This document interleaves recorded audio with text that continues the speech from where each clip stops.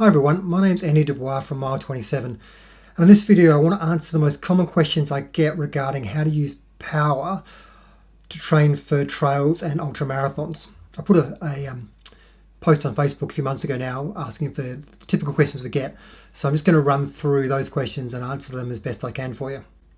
Now, first question, is trail critical power the same as road critical power? First thing to make sure we understand is we need to compare apples with apples. So we can't compare what you can do on a road versus what you can do on a twisty, turny, up and down, tree root, rock kind of trail. So let's just compare a flat fire trail with a flat bit of road and look at what possible differences there might be. What we see is the trail returns less elastic energy. There's less rebound of energy from the surface compared to a road. And there's also potentially a slight slip of the foot on the surface, depending on how much kind of sand and rocks and stuff there might be on the trail itself. Those differences are pretty minimal, particularly at lower intensities. At higher intensities of critical power and above that, you might find there is a little bit of a difference that you notice. So for example, there might be 5, maybe 10 watts difference at those higher intensities. When it comes to a trail that's now got a few twists and turns, a few tree roots you've got to navigate over, there's a few rocks, etc. What we find is the more skilled a trail runner you are, the closer you can get to the same power on road. The less skilled you are, the bigger the gap between your trail power and your road power. And in a sense, it's kind of a measure of how skillful your trail running ability is. What you'll see over time is on the same route is you potentially see your average power going up on that trail section as you become more skilled at running on that section. But the question really is, does it matter? Now, most coaches will give their prescription on training intensities within a 5, even 10% range, or 5, 10, 15 watt range to do your runs at. So for example, if we're talking about an easy run, you might be told 75 to 80% of critical power, which equates to, in this particular example, 229 to 244 on road. And if you're using a trail critical power that's a little bit lower, you might see 225 to 240. Now, 235 is in the middle of both of those. So you're not going to really see much difference or need to take into account much difference at all, because whether you're on road or trail, it fits into that range. What you might find is that, if the trail's a little bit more slippery or whatever, you'll be on the bottom end of that range. On the road, you'll be towards the top end of that range. But you'll still be in the range. So it doesn't really matter too much what differences they are on this type of trail. Threshold session, critical power, the same applies. However, with threshold sessions and above, we tend to narrow down a little bit more what intensity we want the sessions to be at. So in this example, 95 to 101%, it's actually a fairly large range for a prescription. On the road, 290 to 308. I know for my clients, I would probably program more like 300 to 305 or 300 to 308 rather than 290. So it can be a little bit more important to account for those differences if you are doing threshold or above sessions on the trail, just to say, okay, it's probably going to be towards the bottom of the range of what we would normally give. So if you would normally give 98 to 101% for a threshold session, on a flat bit of trail you might go towards 98%, on road might be to 100, 101%. Depending of course on how that critical power is calculated. Like if you've done most of your sessions on a flat bit of trail, that's giving your maximum efforts, then obviously that's a trail critical power, versus if you've done all your sessions, your high intensity sessions or your maximal effort sessions that determine your critical power, then that's a road critical power and you might need to adjust that down. But don't get too fussed about it. The differences are small provided you're running on trail that's flat without too much technicality in it at all. Now, does it matter in races? And what about determining race targets? Now look, the best prediction of races is performance itself. Now, in the case of trail and road, obviously, a 20k trail race will be a better predictor for a 50k trail race than a 10k road race to a 50k trail race. So if you have data for trail races, then they are a much more valid means of determining the data for your next trail race than, say, using a road race or a road critical power. Now, that assumes that that trail race is on similar terrain to the next trail race. So, for example, you couldn't take a muddy 5K cross country where you were slipping all over the place trail race and work out a 50K fire trail race where it's very, very runnable. Like, the two different things. But if your trail races are relatively similar, then what you do on one can equate to what you do on the other. If you have no race data and only have critical power based on road sessions, then that's a good start. But I would use that as kind of like the upper limit of what you should be targeting. Kind of keep that as like it's a red line that do not go above that. You need ideally keep that 5 or 10 watts below that determination, depending on your level of skill on the trails. Now, during the race, like on a road race, you can keep your watts to within like 2 or 3 watts. With some experience, you can keep it very, very steady. On a trail race, that just doesn't happen. It's like 10 watts at best. Now, I will put the proviso in that, you know, a lot of you will see bigger fluctuations. Like you might look at your watch and it says 230, next minute it's 280, next minute it's 220, etc. But you've got to keep in mind that, you know, Stryd and any other power meter will adjust to, you know, sudden changes in direction, sudden changes in incline, if you kind of leap up a few stairs, etc. So you've got to make sure when you look at your watch at one point, you're comparing it to an equivalent kind of terrain at the next point. So what I mean by that is, say you're running along on a nice bit of fire trail and you look at your watch and your target's, you know, 220, 230. You look at your watch and it's 225. You go, sweet, yeah, that's all good. A minute later, you look at your watch again and it's 245. You go, oh no, I need to slow down. But if you apply that to what you're actually running on, you might have just started a slight downhill. So you're running faster. And the first kind of 3 to 5 seconds, power meters take a while to adjust to the change in incline. So if you leave it 5 seconds and then check it, you might say, well, oh, okay, it's now back to 210 or 220 or whatever it should be. Or if you run up, you know, 3 or 4 or 5 stairs, the power might change suddenly. And if you look at it kind of halfway through the stair session, it might not be a valid number. It might be way high or way low. But once you settle back onto a nice bit of trail again, you go, oh no, that's right again. So when you're looking at your power number on your watch, you just need to take into account what surface you're running on and make sure you're not comparing yourself jumping over a bit of technical trail on one hand, then 5 minutes later running on a nice flat bit of buffed out single track on the other hand, because they're not going to compare. Remember, the goal here in using power on trails is to give you a number you can gauge your intensity on. Now, if you're jumping over a log, or you know, you're running up kind of a really short set of stairs, you're probably not going to be looking at your watch anyway. So it's more a case of using power to establish your intensity on terrain that allows that to happen.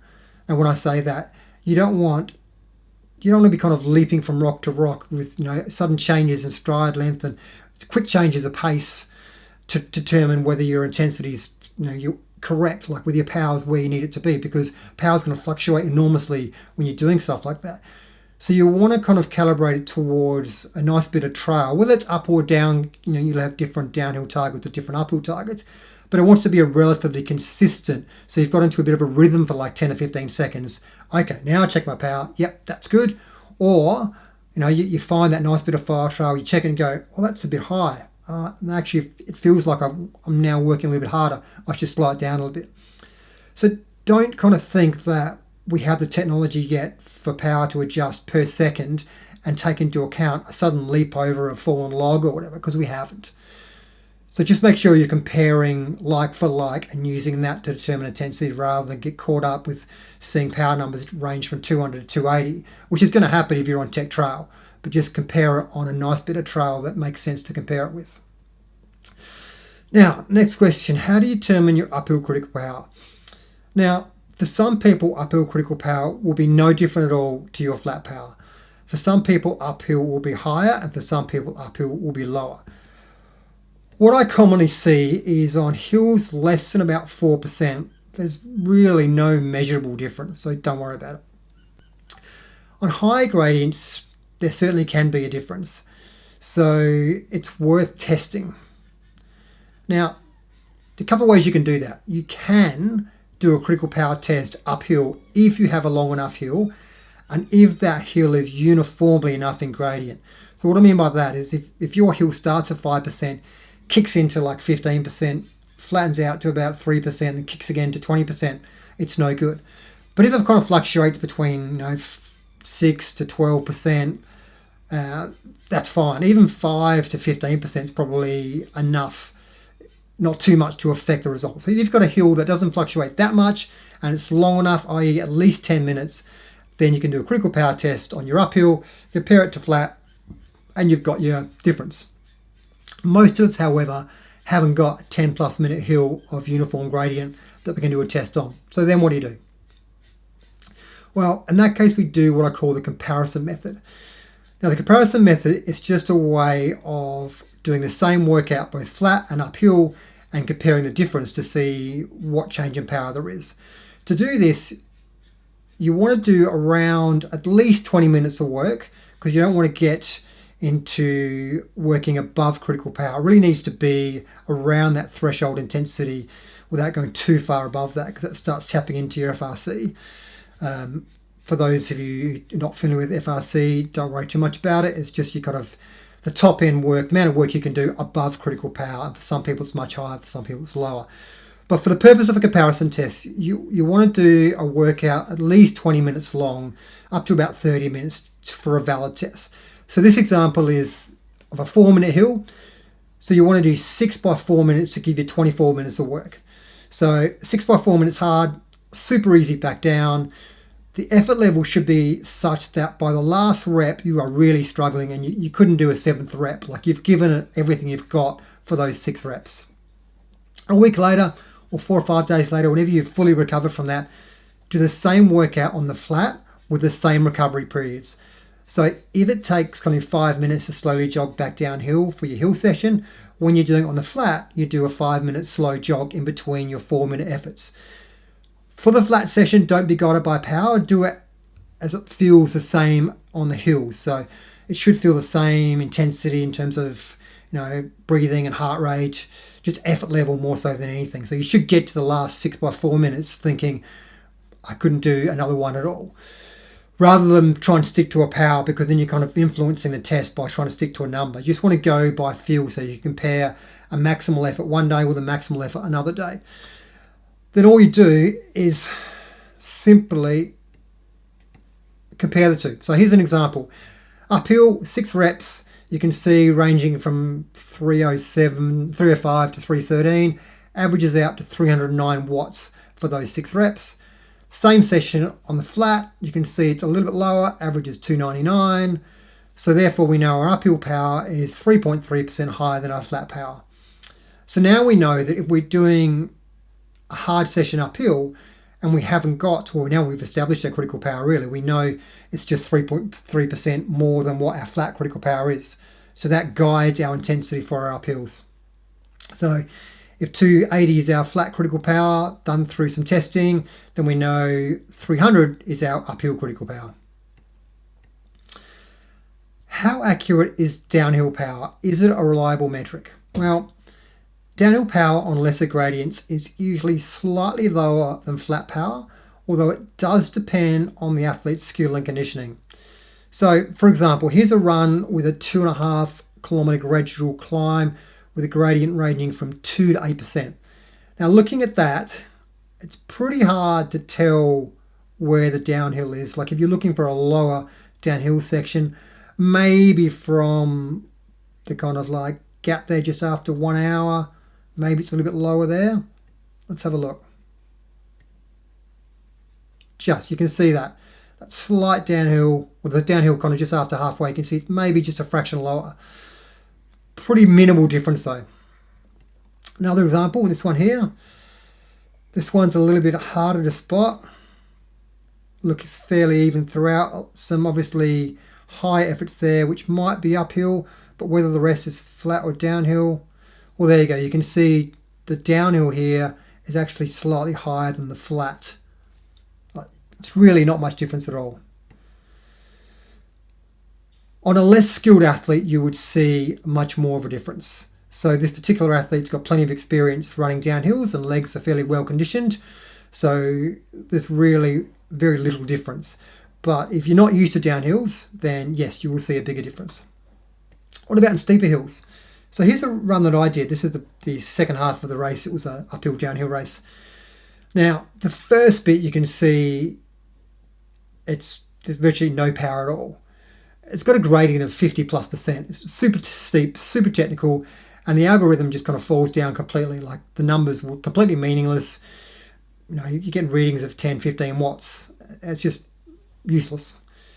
But you can see where it starts to make more sense, where the power crosses that kind of dashed blue line.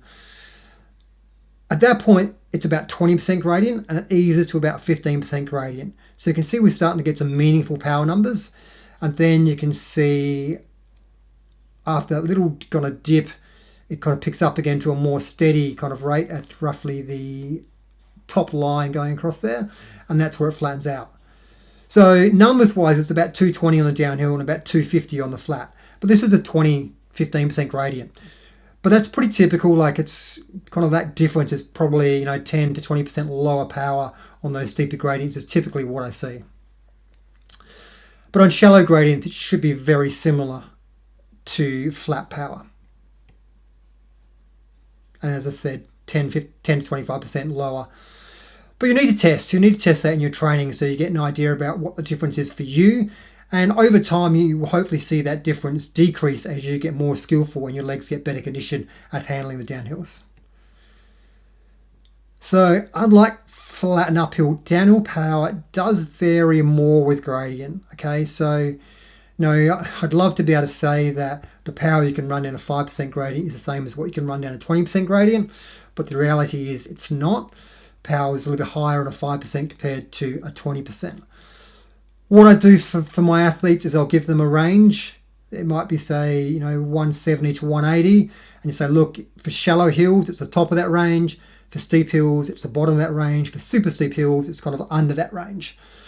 But targeting also that towards the race they've got. So if the race is full of steep hills, then I'll give the target a little lower to account for that. So for the vast majority of people doing hills at 20% or less, the difference is within the noise of the data anyway. So as I said before, if you've got a 10 watt range, then the steeper hills will be at the bottom, the less steep hills at the top of that range. All right, how do we account for different surfaces and does that affect power?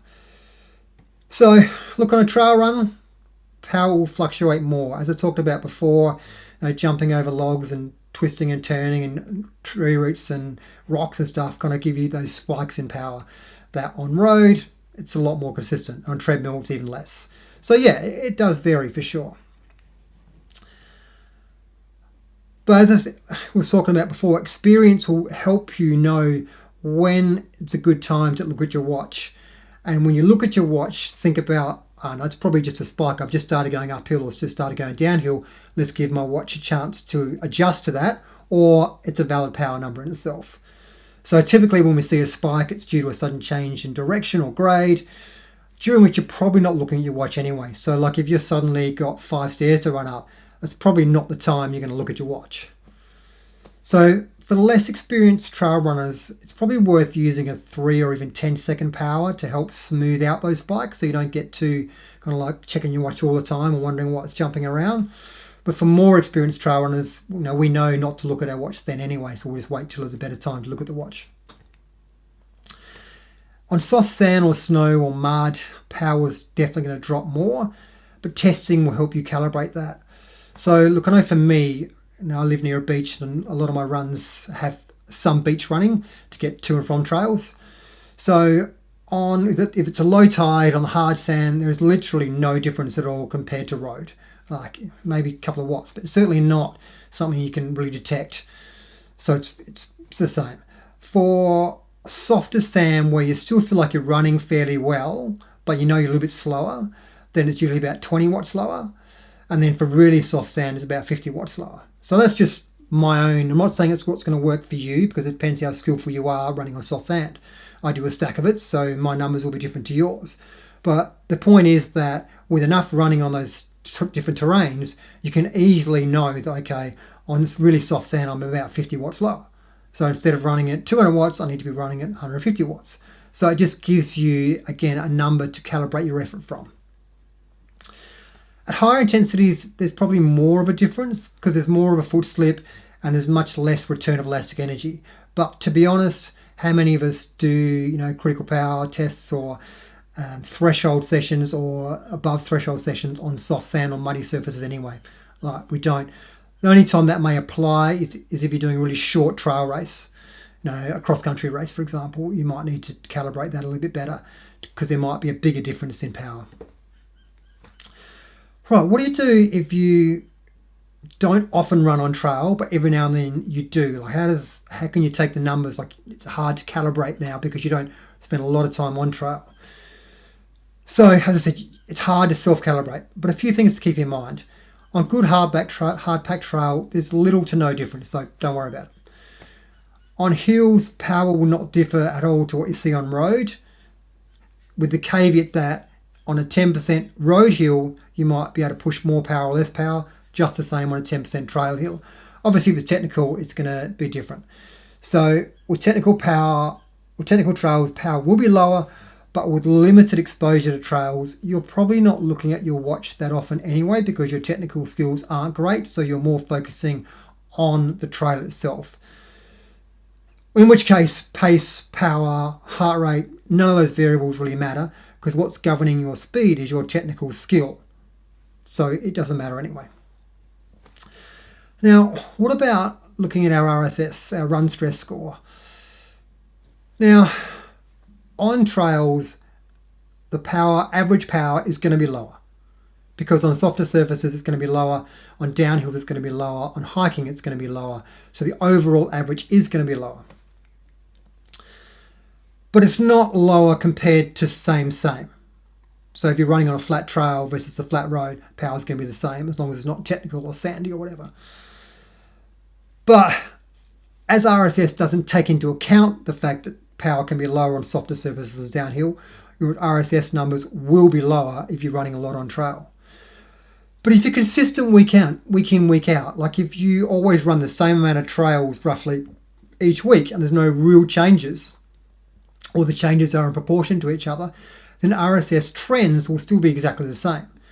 Like, it only really matters if you, for example, went from a week of road running and the following week you did like 5 hours extra training, but you did that on trails and the average power was much lower and your RSS may not have changed much. It might be a fraction higher, but it's not really a reflection of the extra 5 hours work. So in which case, the RSS won't reflect your training load. Now, let's get back a section. So you can't use it basically. You just got to understand that RSS won't be an accurate reflection of your training load if you've gone from a whole bunch of road running to a whole bunch of trail running, or you've done a much longer trail run, or you've done a lot more vert on trails that week than normally. You just can't compare. It's not a valid metric anymore. So you're just going to have to go by feel a bit more in terms of how your legs are feeling with that change. How do poles affect power? So Stryd or any power meter doesn't know that you're using poles unless your speed has changed. Let's look at what the studies say in terms of how poles affect running. So poles walking on steep inclines was slightly more economical walking without poles, but it felt easier.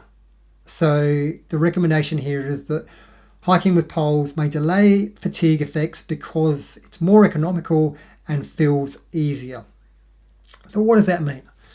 So what it means is if we hike at the same speed with poles as without poles, then it's going to feel easier and we're going to have slightly better economy, but power is going to be the same because we're hiking the same speed. So even though it feels easier because we're using poles, because we're going the same speed, our power is the same. But if we're hiking at the same perceived effort, so one week we go out without poles, the next week we go with poles and we hike at what we feel is the same effort, then power is going to be higher because you're going to be going faster. All right? So remember, Stryd only knows whether you're going faster or slower. So if you're going faster with or without poles, power is higher. But with poles, it might feel like the same, yet power is going to be higher because your speed is higher. Okay, so if you hike at the same perceived effort, speed will be faster, so power's a touch higher. Now, you don't need to worry too much about any of this, because if you're doing a race with poles, then in training you should be using poles. So those numbers you get in training are directly usable for what you're doing in racing. It would only matter theoretically if you did all your hiking training without poles, and then for some silly reason you decided to use poles in the race. Then you might need to go on, you might need to adjust it a little bit. But for 99.99% of us, if we're going to use poles in a race, we're going to use the poles in training, so it doesn't matter. And any difference anyway is likely to be within the noise of the data. So even if you do decide to use poles in a race and never used them in training, it doesn't matter, because the differences in power is likely to be within the noise anyway. How do we calculate critical power or percentage critical power or targets for races longer than 50 kilometres? Now, what we need is either an accurate critical power with an appropriate fatigue factor, an estimated finish time, and then we can use a superpower calculator to work out our power targets. Having said that, the best predictor of performance is performance itself, which means if we've got a previous race done on a similar terrain as what we've now got coming up as a race, that was probably a better set of data to use than a critical power, particularly if that race is on trails. So if, as I said before, if you've got a 10k road race that your critical power is highly dependent on, but you've got a 20k trail race that you've got some good power numbers from, then that 20k trail race is going to be a better data set than the critical power from your 10k. So let's say your critical power is 300 watts and we're looking at a 60 kilometre road race, a 60 kilometre trail race with a target time of 7 hours. So we go to the superpower calculator. Now we can plug in our weight. A regal exponent we're going to use minus 0.12. That's a really good starting point for most athletes. If you're elite, you might tend towards minus 11 or 0.11, 0.11 or 0.10. Particularly if it's a shorter trail race. If it's a miler, even elites probably wouldn't go past 0.11, or as a back of the pack you might go 0.13, 0.14 even, but 0.12 is probably the best starting point for most of you. Now, using critical power and 7 hours, the top white screen there shows us a target power of 232. Using some race data, so here I've given the example of a race time of 4 hours, and the average power for that was 245. Now, when I say average power, I mean the average flat power, not the average power for that 4-hour race, but the average power on flat terrain was 245 watts, and that gives us a target of 229. Now, 229 and 232, 3 watts difference, which is nothing when you're talking about a trail race. It's within the noise of the data anyway.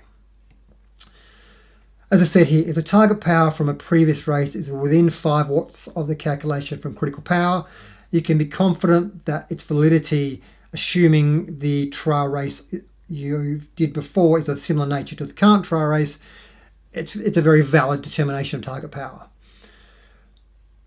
Now, for longer races of 4 to 6 hours, there will be a reduction in power of the order of 10 to 20% from first quarter of the race to last quarter. So to allow for that, I suggest that your starting power is about 5% or so higher than your target power to allow for the slowdown later on. So let's see what kind of it looks like. The slowdown, by the way, will depend on quite a number of factors. I mean, obviously your fitness for one, like how much mileage you've done. Then you've got other factors such as how well your stomach tolerates putting in calories, how much stationary time you have, your fatigue resistance, how much hiking you do in that. All these factors will determine how much slowdown. So For example, just theoretically speaking, so you can get this into your head, is, if you take a 100k very runnable road race and you aim to run every single step, then the slowdown in power is likely to be more than if you decide to run 50% of the time and walk 50% of the time.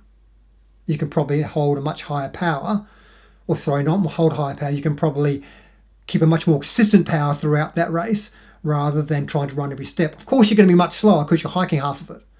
But the more you run, the more likely there is to be more of a drop in power because fatigue's going to be higher compared to hiking. Now, also keep in mind you don't need to be that accurate for the target time. Like, for example, the difference between a 7 or 8 hour target in those example I gave you is only 3 or 4 watts, which is within the noise of the data anyway. So you just need to get a ballpark target. So let's look at an example. So we've worked out from our previous race that our target flat power is 230 watts. A target uphill power is going to be based on what we've seen in training is the difference between uphill and flat. Now, using the example we started this talk with of roughly 3% change, we can see the target uphill might be 237 watts. Target downhill power we can get from looking at our average downhill power during our long runs compared to the average flat power during our long runs as well. Look at the difference between the two. You might say, well, there's about a 10% difference. So then we apply the same scaling factor to our target power from this race. And it might come out to 190 watts. Hiking exactly the same. You look at your hiking power in your long runs, look at the difference between average hiking power in long runs versus average flat power in long runs, work out the percentage difference, apply that percentage to your target, and you might get a target power of 180 watts. Now, if we want to apply that kind of extra little bit to allow for the slowdown, we just give it a range. So if we said 230 to 240, it means at the start of the race with fresh legs, we're going to go more towards 240. Then if we get a 10% drop in power throughout the race, we're going to end down at about 220, which means our average overall is going to be 230 exactly on target. So that's what I would normally do, is give a target range where the top of the target allows for that slowdown, so overall average is exactly the same. And those become your target. You've got 4 sets of numbers to remember. Now, look, yes, it'd be great if we could just remember one set of numbers, and look, maybe the new Stryd coming out in November will be able to drop, only have 2 numbers, might be just hiking power and running power. But whatever it is, 4 numbers is not that much, given the alternative, which is just go by effort.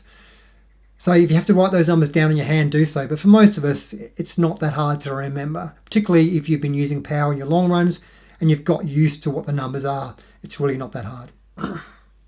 Now, is power a more reliable metric than heart rate for trail running? We know that heart rate is affected by adrenaline. So, just standing at the start line of a race, your heart rate might be 130, 140, just standing there doing nothing. So its accuracy, for the first 5K of a race is very, very questionable because it's likely to be higher than what it would normally be if you ran the same pace during a training run. It's affected by fatigue, it's affected by time of day, it's affected by stress, hydration status, caffeine. It's also slow to respond to changes of effort. So I really don't think it's a useful metric at all for trail races. Now, there was a really good analysis of Kilian Jornet's win at UTMB a few months ago. For those of you who don't know, Kilian Jornet is probably the world's greatest ultra trail runner on mountainous terrain. He's won UTMB 4 times. This race he won in record time, and he's sponsored by Coros, and Coros put a little kind of blog out on breakdown of how he raced his race. Unfortunately, they used heart rate as the kind of metric for analysing his race and grade adjusted pace as well. But the use of heart rate and the way they used it is a really good illustration of why heart rate is not a good metric to base trail races from. Now, if you haven't read it, just type in Kilian Jornet, UTMB, Coros, heart rate blog, and it'll come up in Google and you can have a read. What they kind of talked about is that he reduced his heart rate on the downhills so he could recover from the efforts when his heart rate was higher on the uphills. Now, anybody who knows anything about races like UTMB, and anybody who's kind of listened to Kilian's or read Kilian's race kind of briefing after the race will know that's nothing like what happened. Kilian had COVID about 3 or 4 weeks before UTMB, and he commented that during UTMB his legs were much sorer than usual on the downhills from the very start almost. And that's a fairly common experience people have got with COVID, is they've noticed that the legs are a bit sore when they really shouldn't be. Like, they go for an easy run not long after getting over COVID and the legs just a lot sore than what they should be. So it's a fairly common occurrence. So what Kilian did was keep the downhills a little easier than normal because his legs are just hurting. And now he was with the leader, Jim Walmsley, or just behind the leader for the first half of the race. And at about the 100k mark, there was a long uphill and a very, very long downhill, the longest downhill of the race. And he lost a bit of time on the uphill and lost quite a bit of time on the downhill. And the discussion on the Coros blog was more about how he kind of was trying to save his energy and get his heart rate back down during that downhill so he could have a better race towards the end of the race. Now, heart rate played no part in that decision, Kilian, whatsoever. The decision just to keep it easy on the downhill was 100% based on how his legs felt, and his legs were tighter than usual because of COVID, because of the damage his legs were experiencing due to the combination of the race and COVID. Nothing to do with heart rate. His heart rate wasn't higher than usual. There were no changes there at all. So in his mind, heart rate had no bearing at all on the fact that he was going slower on the downhills. It was all about trying to preserve his legs so they could still run the back half of the race. Now, the next thing that happened is that he was caught Walmsley about 120k mark, and then was caught himself by the second place runner, Blanchard. And Blanchard and Kilian ran together for a while, and what Kilian noticed was that on the uphills things felt a bit easier for him, on the downhills things felt a bit harder for him. Now, with 2 big hills to go, he thought, well, I need to make a play to win this race, so what am I going to do? Well, the obvious thing is to try and gap him on the uphills, and then hopefully I've got enough gap on the uphills that if I can run slower on the downhills, I'll still have a big enough lead. Which is exactly what happened. He put a gap in on the uphill and slowed down on the downhills. He lost a bit of time on the downhills, but he put enough time on the ups that he wasn't caught on the downs.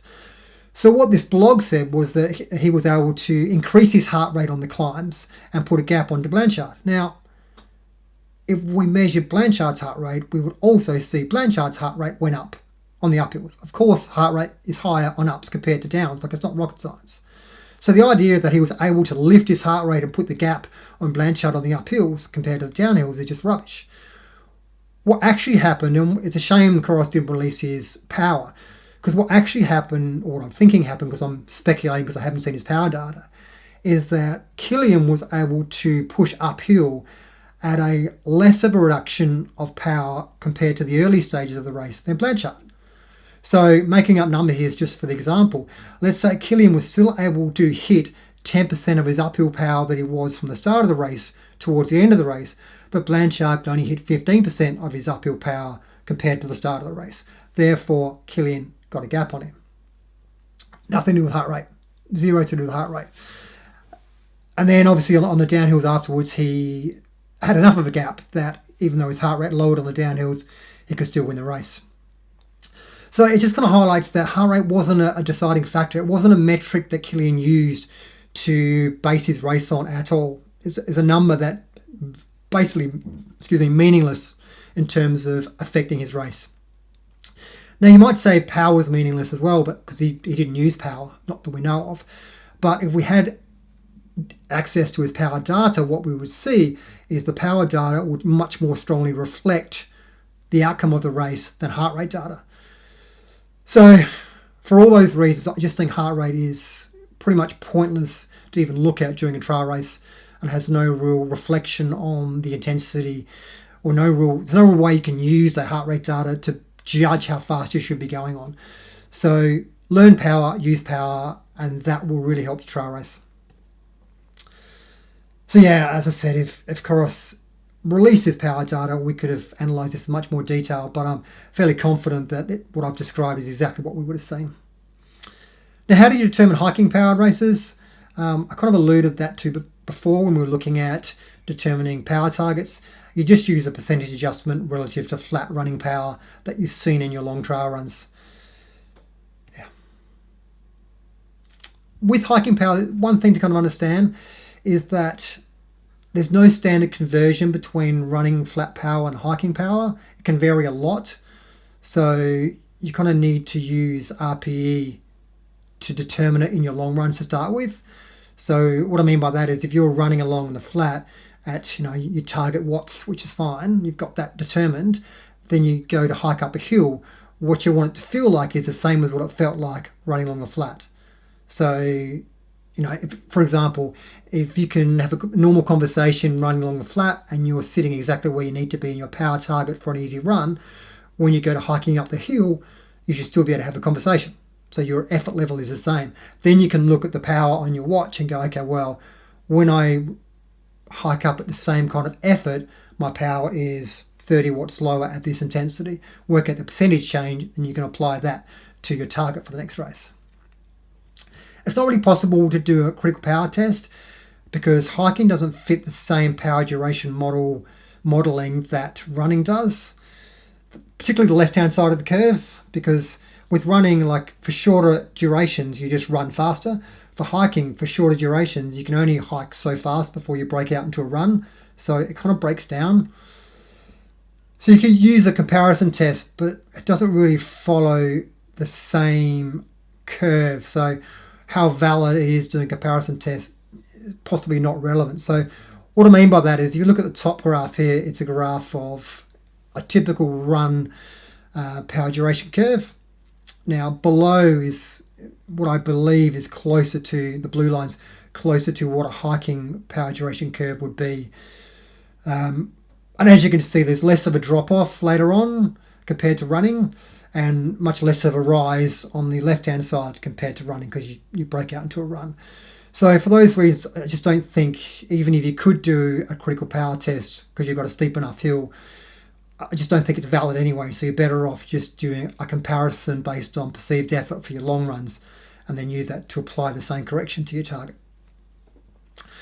Okay, that's all the questions you guys had for me. I'm happy to answer any more, so please feel free to contact me via email, andy@mile27.com.au. Mile 27 Training is on Facebook, and on Instagram is Mile 27 Ultra Coach. Or if you post a trail and ultra related question on the Stryd forum, I'm pretty active on there and I'll usually pick that up and answer that for you. I hope that's been helpful. If you have any more questions or want me to expand on anything I've talked about that during today's video, if anything's a little bit confusing, then just let me know and I'll try to explain it another way. And just one more thing to finish with. This is all based on the old Stryd. The new Stryd is coming out this month, so I don't know how much that'll change things. I haven't got my hands on a new Stryd yet. I will review these answers once I've had time to look at the data from the new Stryd model and let you know if there's any changes. In the meantime, happy running. Catch you later, guys.